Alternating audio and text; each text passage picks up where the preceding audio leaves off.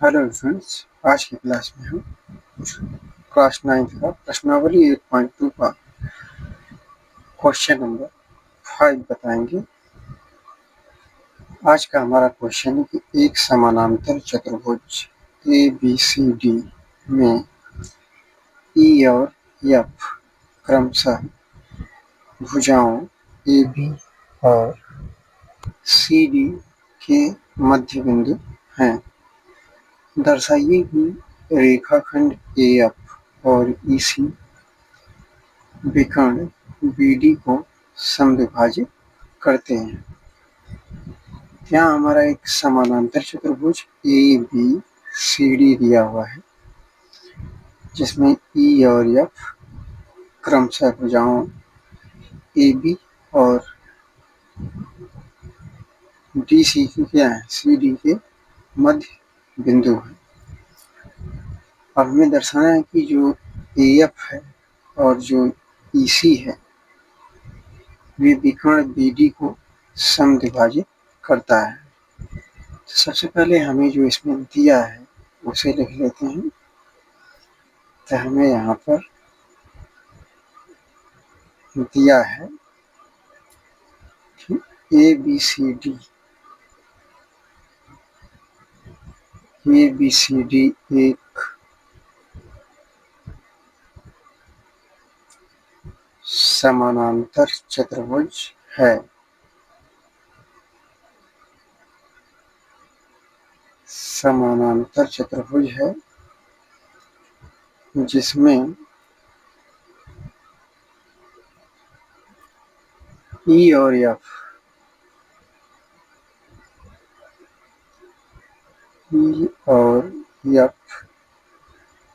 क्रमशः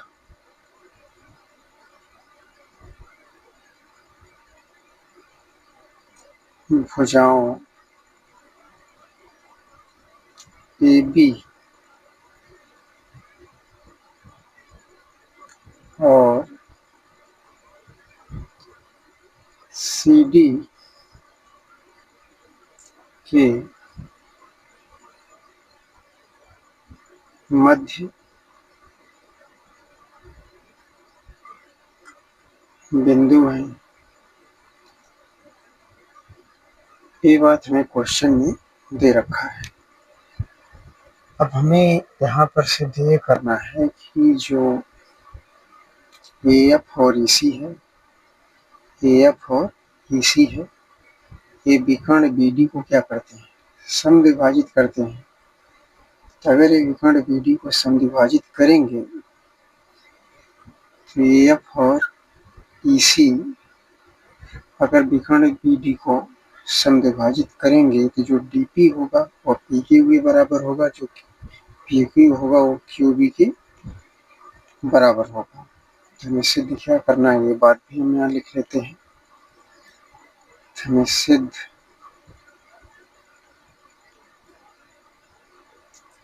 करना है कि जो रेखाखंड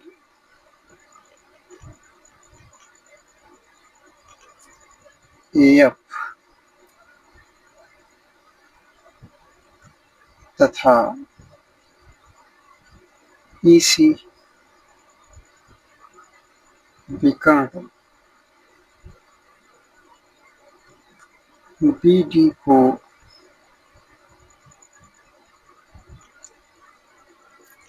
समद्विभाजित विकर्ण BD को समद्विभाजित करते हैं।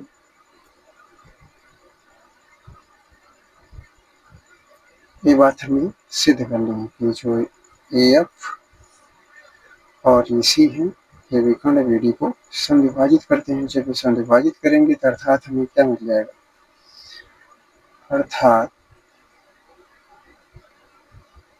हमें मिलेगा कि जो DP होगा वो PQ के बराबर होगा और जो PQ होगा वो QB के बराबर हो जाएगा। तो हमें ये भी सिद्ध करना है कि TP बराबर PQ बराबर QB। ये बात हमें सिद्ध करनी है। चूंकि हमें यहाँ पर एक समानांतर चतुर्भुज दे रखा है जिसका नाम है ABCD। आओ पत्ती में लिखेंगे, पहले कर लेते हैं उपपत्ति में। चूंकि ABCD एक समानांतर चतुर्भुज है, ABCD एक समानांतर चतुर्भुज है। अगर ABCD एक समानांतर चतुर्भुज होगा तो जो इसकी भुजा AB होगी और DC के समानांतर होगी और AB भुजा DC के बराबर भी होगी। तो यहाँ हम लिखेंगे, इसलिए जो भुजा AB है वह समानांतर होगी DC के तथा AB बराबर होगा किसकी, BC की। अब कारण क्या है कि समानांतर चतुर्भुज की सम्मुख भुजाएं बराबर व समानांतर होती हैं। तो यहाँ हम लिख देंगे कारण में कि समानांतर चतुर्भुज की सम्मुख भुजाएं बराबर व समानांतर होती है। इसलिए जो ABCD क्या है, एक समानांतर चतुर्भुज होगा। अब इसी तरह अगर हम चित्र में देखें तो जो AE है, जो AE है वह FC के क्या है, समानांतर है। हम आगे लिख सकते हैं कि AE अतः AE समानांतर टू FC होगा। लेकिन अगर AE को हम देखें तो जो E है वह AB का मध्य बिंदु है और जो F है वह CD का मध्य बिंदु है। तो हम इसको AE को क्या लिख सकते हैं, AE बराबर 1/2 AB और FC को लिख सकते हैं 1/2 CD। हम AE की जगह पर लिख सकते हैं 1/2 AB और बराबर में क्या हो जाएगा 1/2 CD की। अब जो हमारा AE है वो बराबर है किसकी, FC की। AE बराबर FC, AE FC के समानांतर भी है और बराबर भी है। तो हम कह सकते हैं कि जो अगर AE FC के बराबर है, AE FC के बराबर है, AE FC के समानांतर है, तो हम कह सकते हैं AE FC AECF AECF क्या एक समानांतर चतुर्भुज है। हम इसमें कह सकते हैं कि AECF एक समानांतर चतुर्भुज है।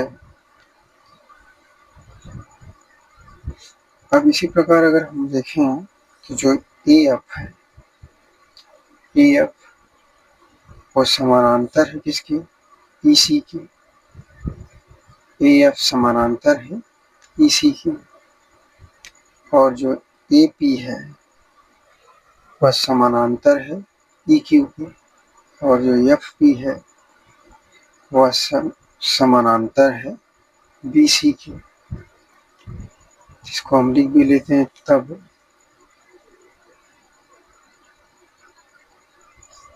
हमें मिल जाता है ए एफ समानांतर है इसी के।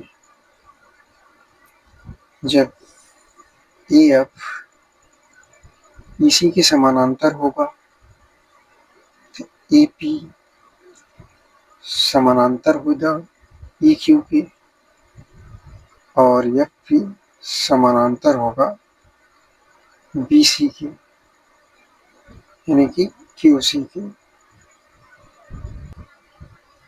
जो एफ पी है वह क्यू सी के क्या होगा, समानांतर होगा। तो हम यहाँ पर लिख सकते हैं कि यतः जो ए पी है, अगर ए एफ इसी के समानांतर है तो जो ए पी है वह समानांतर हो जाएगा ई क्यू के, तथा एफ पी समानांतर हो जाएगा क्यू सी के।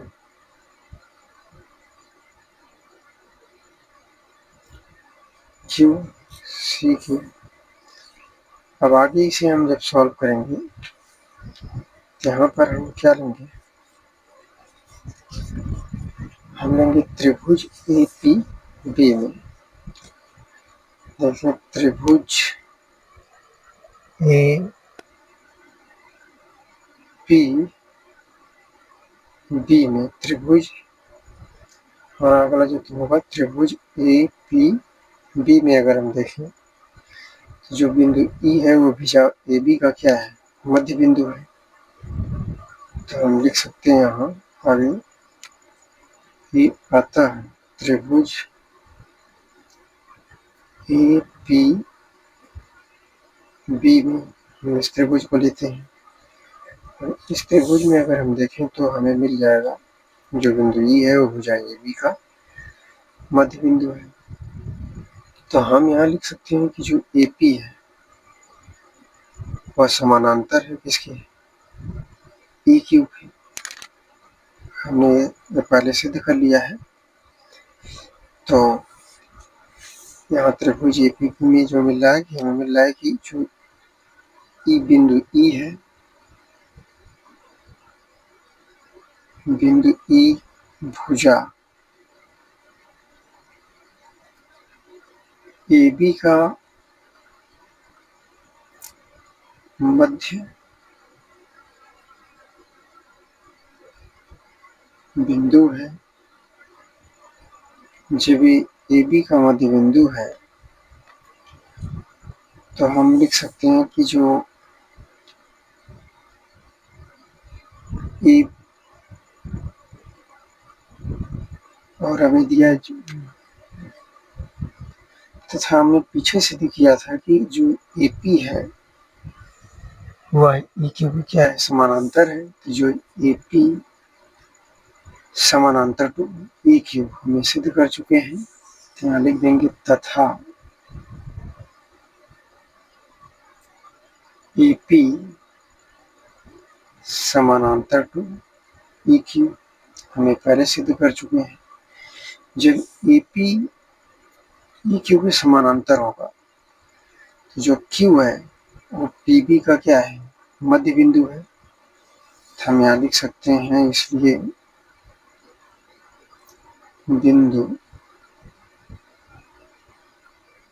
क्यू भुजा पी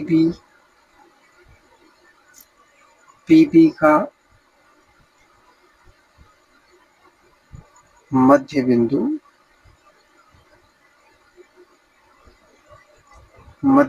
होगा। अब इसमें कौन सी प्रमेय लगी है, मध्य बिंदु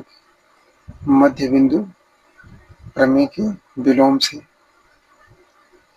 हम कह सकते हैं मध्य बिंदु प्रमेय के विलोम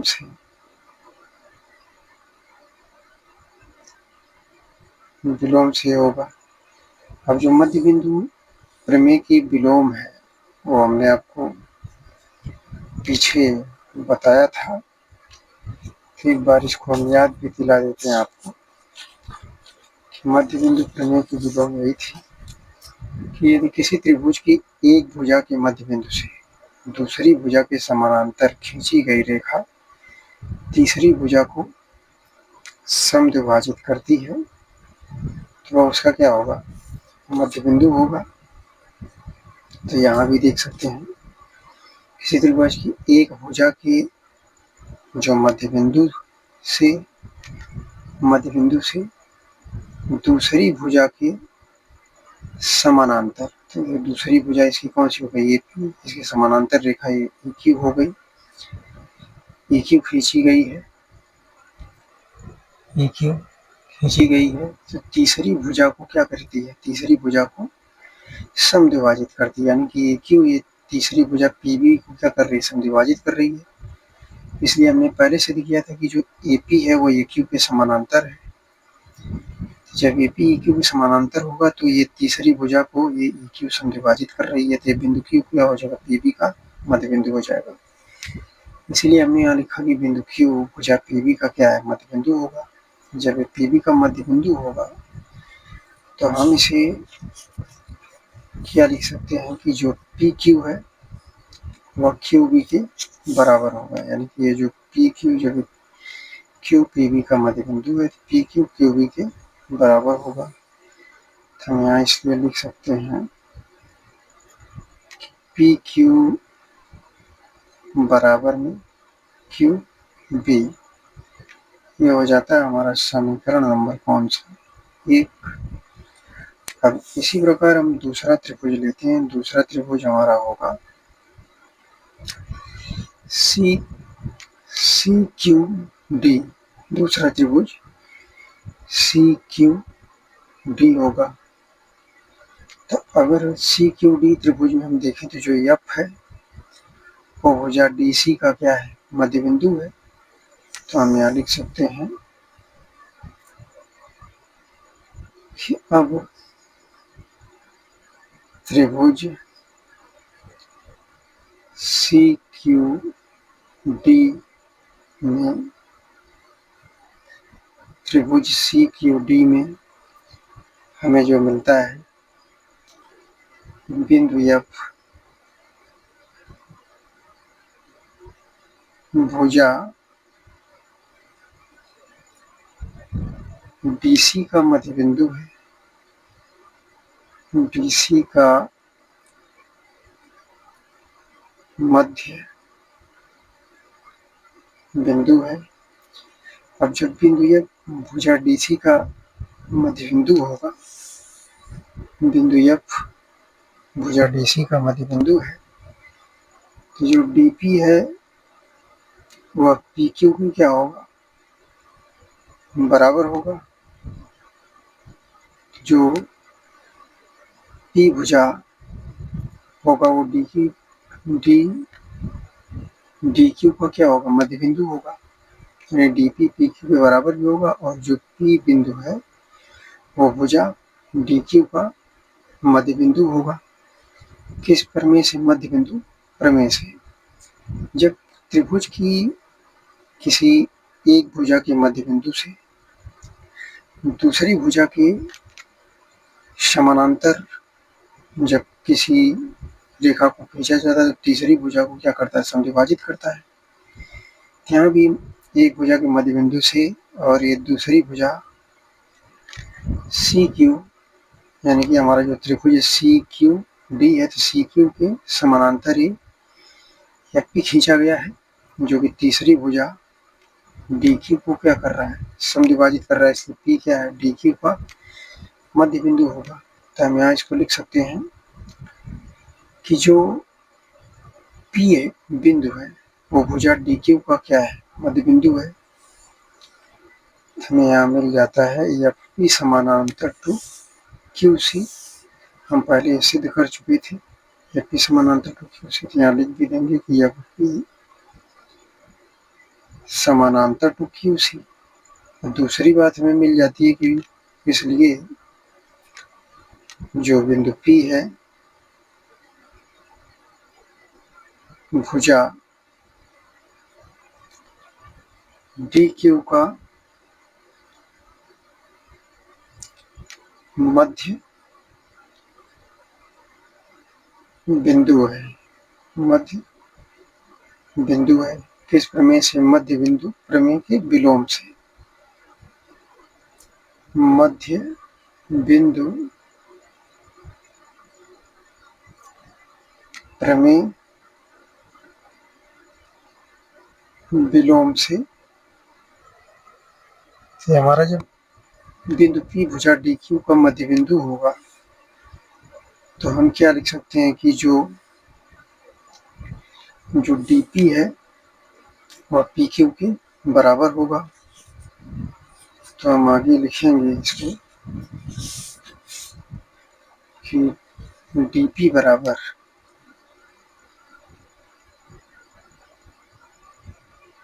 बराबर PQ। अब इसे मान लेते हैं हम समीकरण नंबर 2। हमने पीछे एक समीकरण नंबर 1 बनाया था, जो कि समीकरण नंबर 1 हमारा था PQ बराबर QB, और जो दूसरा समीकरण हमें मिल जाता है DP बराबर PQ। अब हम क्या करेंगे, समीकरण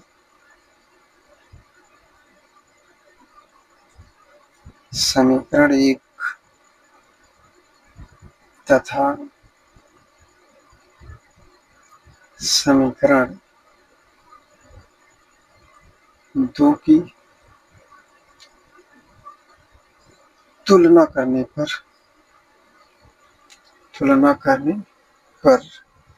हमें यहाँ मिलता है समीकरण 2 से DP बराबर PQ। समीकरण नंबर 1 में क्या था, PQ बराबर QB। जब PQ के बराबर क्या मिल जाएगा, QB। तो यही हमें सिद्ध भी करना था। यही सिद्ध करना था कि जो हमारा सिद्ध करना था यही था कि जो AF और EC है विकर्ण BD को समद्विभाजित करते हैं। जब ये समद्विभाजित करेंगे DP बराबर PQ बराबर QB हमें मिलेगा, तो यहाँ मिल भी चुका है DP बराबर PQ बराबर QB। तो इस प्रकार हम लिख सकते हैं कि अतः रेखाखंड AF तथा BC विकर्ण BD को